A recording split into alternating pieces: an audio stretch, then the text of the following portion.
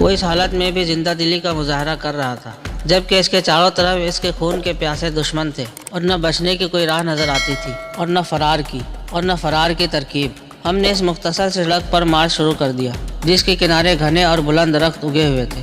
جو جگہ درختوں سے بچ گئی تھی وہاں رنگ برنگ پھولوں کے پودے تھے، درختوں پر متعدد پرندے چہک رہے تھے، لیکن مجھے کوئی جانور نظر نہیں آیا سوائے ایک خرگوش نما جانور کے جو بلی سے ذرا ہی بڑا تھا۔ سڑک کے اطراف میں کچی زمین سے بخارات اٹھ رہے تھے، فضا میں کسی قدر حبس اور گرمی تھی۔ اندازہ تھا کہ دن بڑھنے کے ساتھ ساتھ گرمی میں اضافہ ہوگا، گویا یہ جزیرہ خطے استوا کے علاقے میں ہو سکتا تھا، لیکن میں نے اندازہ لگایا تھا کہ یہ سعودی عرب کے شمال مشرقی ساحل کے آس پاس پایا جاتا ہوگا۔ اس خطے میں بھی گرمی اور حبس ہوتا تھا، لیکن یہاں بارشوں کا اوسط کم تھا، جبکہ اس جزیرے کے اس تر و تازہ جنگل کو دیکھ کر محسوس ہوتا تھا یہاں باقاعدگی سے بارش ہوتی ہوگی۔ اس قسم کی آب و ہوا افریقہ میں صومالیہ کے نچلے حصے میں پائی جاتی تھی۔ اس خطے کی لائن میں سری لنکا اور مالدیو آتے تھے، جہاں سارے سال ہی بارشیں ہوتی رہتی ہیں، حالانکہ یہ علاقے خط استوا سے خاصے فاصلے پر ہیں۔ اچانک میرے ذہن میں خیال آیا کہ کہیں میں نے سفر کی سمت کے بارے میں غلط اندازہ تو نہیں لگایا تھا۔ میں سوچ رہا تھا کہ جنوب مغرب کی طرف آئے تھے،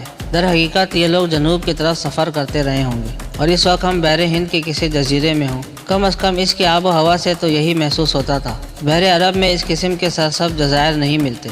دوسرے اس سمندر میں قزاقوں کی طرف یوں کھلے بندوں اڈا بنا کر رہنا حیرت انگیز تھا۔ اس کے برعکس وہ بحر ہند کے بے حساب وسطوں میں آرام سے روپوش رہ سکتے تھے۔ اس خطے میں بے شمار ویران جزائر ملتے ہیں جو سمندری راستوں سے ہٹ کر واقع ہیں۔ راستے میں تینوں گارڈ مستقل چوکنا رہے تھے، وہ ہمارے دائیں بائیں چل رہے تھے اور ایک عقب میں تھا۔ اچانک ایک طیارہ شور مچاتا ہوا ہمارے سروں پر سے گزر گیا۔ یہ درمیانی قسم کا طیارہ تھا جو مسافروں اور سامان دونوں کی بار برداری میں استعمال ہوتا تھا۔ دیکھتے ہی دیکھتے طیارہ آبادی کے مشرقی سمت میں گھنے درختوں میں غائب ہو گیا۔ غالباً انہوں نے درختوں کے درمیان کوئی خفیہ ایئر فیلڈ بھی بنا رکھا تھا۔ فضائی رابطہ کے بغیر اس دور دراز خطے میں رہنا نہایت دشوار تھا۔ اب سوال یہ تھا کہ طیارہ آیا کہاں سے ہوگا؟ کیا اس نے کسی قانونی ایئر فیلڈ سے پرواز کی ہوگی یا یہ قزاقوں کے کسی دوسرے اڈے سے آیا ہوگا؟ یہ ممکن تھا کہ طیارے نے کسی پرائیویٹ ایئر فیلڈ سے پرواز کی ہو جہاں اس قسم کے غیر قانونی کاموں میں آسانی رہتی ہے۔ ہم تقریباً نصف گھنٹے بعد نیچے آبادی کے قریب پہنچے تو وہاں مشرقی سمت سے ایک کھلی جیپ میں چند عرب گزرے، انہوں نے قیمتی لباس پہن رکھے تھے اور ان کے حلیے سے عمارات ٹپک رہی تھی۔ یہ اس طرف سے آئے تھے جہاں طیارہ اترا تھا۔ یہ ممکن تھا کہ طیارے میں عرب آئے ہوں، لیکن ان عربوں کا اس جزیرے پر کیا کام تھا؟ وہ کسی معزز مہمان کی طرح آئے تھے۔ ان کی جیپ کو ایک مقامی کارکن ڈرائیو کر رہا تھا، اس نے نیلی وردی پہن رکھی تھی۔ عرب بے حد خوش تھے اور ہنستے مسکراتے ہوئے جا رہے تھے۔ انہیں دیکھ کر عبید صلاح کی آنکھوں میں غصہ چمکنے لگا تھا۔ اس نے نفرت بھرے انداز میں زمین پر تھوکا، آگے چلو۔ عقب سے گارڈ نے عبید صلاح کی کمر پر رائفل کی نال ماری۔ کچھ دیر بعد ہم خاردار تاروں سے گھرے ایک احاطے میں داخل ہوئے جس کے وسط میں لکڑی کے بیرکس تھے۔ یہ جگہ کوئی قید خانہ معلوم ہوتی تھی۔ میرا اندازہ درست ثابت ہوا۔ پہلے ہمیں ایک سفید فام شخص کے سامنے پیش کیا گیا جو جیل کا انچارج ثابت ہوا۔ کثرت میں نوشی سے اس کی آنکھیں سرخ ہو رہی تھیں اور گالوں کا گوشت لٹک آیا تھا۔ وہ حلیے سے کوئی بل ڈاگ لگ رہا تھا۔ کون ہے یہ؟ اس نے گھرا کر کہا۔ جان گرے انہیں پکڑ کر لائے ہیں، سیاہ فام محافظ نے ادب سے کہا۔ انہیں اگلے حکم تک یہاں قید رکھنے کو کہا ہے۔ یہ سنتے ہی اس کا چہرہ بگڑ کر مزید بدصورت لگنے لگا۔ اس نے خود مجھ سے کیوں نہیں کہا؟ یہ بات تو وہی جانے جناب۔ محافظ یکدم خائف نظر آنے لگا۔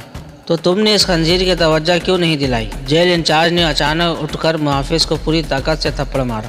وہ طاقتور آدمی تھا، سیاہ فام وزنی اور مضبوط ہونے کے باوجود لڑکھڑا کر پیچھے گیا تھا۔ اس کا چہرہ مزید تاریک ہو گیا تھا، لیکن اس بے عزتی پر اس نے منہ سے ایک لفظ نہیں نکالا تھا۔ عبید صلاح حقارت سے اسے دیکھ رہا تھا، جبکہ میرے خیال میں انچارج نے دراصل ہمیں مرعوب کرنے کی کوشش کی تھی، لیکن میرا خیال غلط تھا۔ اس کی خباثت سے ابھی ہمیں واسطہ ہی نہیں پڑا تھا۔